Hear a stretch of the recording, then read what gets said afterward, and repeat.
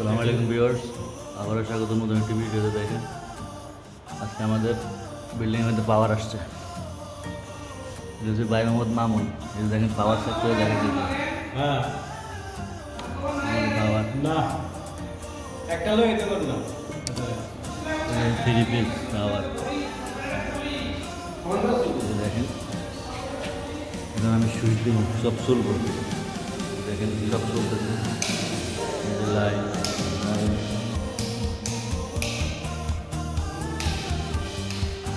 পাঙ্খা, এটা হচ্ছে toilet, fan, টয়লেটের লাইট। দেখেন